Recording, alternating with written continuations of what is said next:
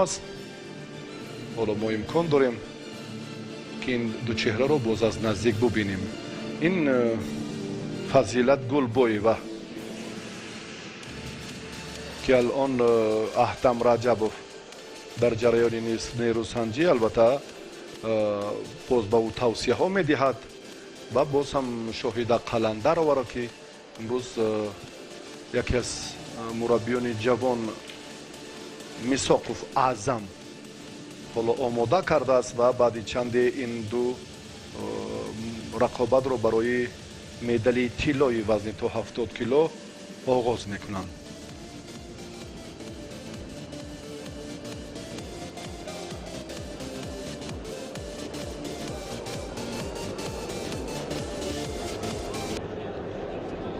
توجه میکنیم به مبارزه وزن تا 70 کیلو.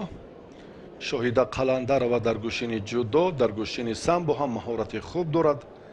در چمپیونات آسیا در رشته سامبو جایزه دار است.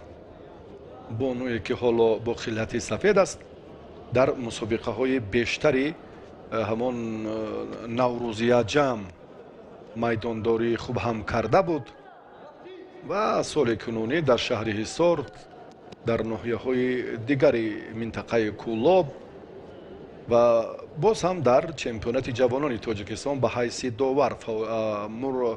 داور فعالیت میکرد. حکمی هم میکند. ما امیدواریم که البته هم بانوان ما در آینده هم به این سمت توجه خاصه میکنند، چون که الکی جودو که پیش رفته است آهسته آهسته قوی کردن هیئت دستوی مبارزه ها و همچنین دسته یکچین بانوان هم باید البته تکمیل یابد، باز هم بیشتر گردند. مدعیان هر قدر که زیاد باشد باز هم یک حرکت دیگری شاهده اینجا هم خیلی جالب بود برای امتیازی اول، اما دستش شده بود.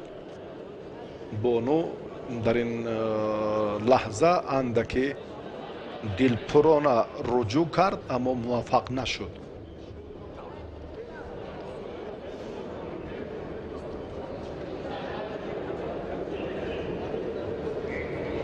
حتی داور هم اینجا یک لحظه توقف کرد برای همون پرتافت عمل کردی شاهد قلندر و با هم میبینیم.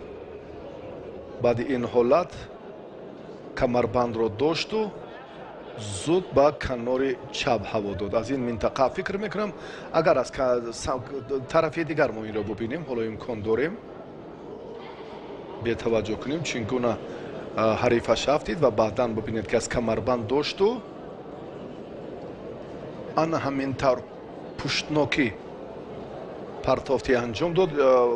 وزری هست فکر میکنم، اما چون در این لحظه ای که با کنار چپ یک مراتب در این نقطه دوفر بعدتر هم در سمت حرکتش اندکی باز هم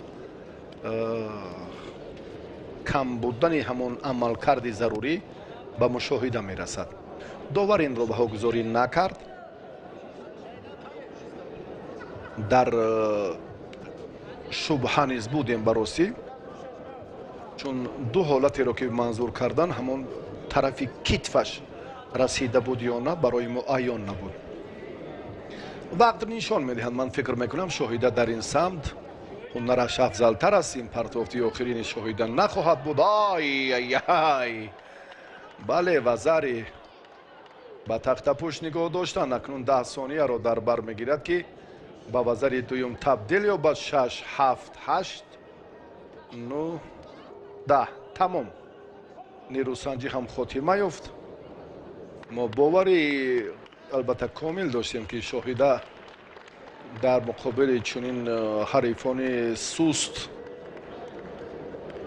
کم تمرین به آسانی غلبه میکند و چنین هم شد. شاهده قلندر و برنده مدال طلا شد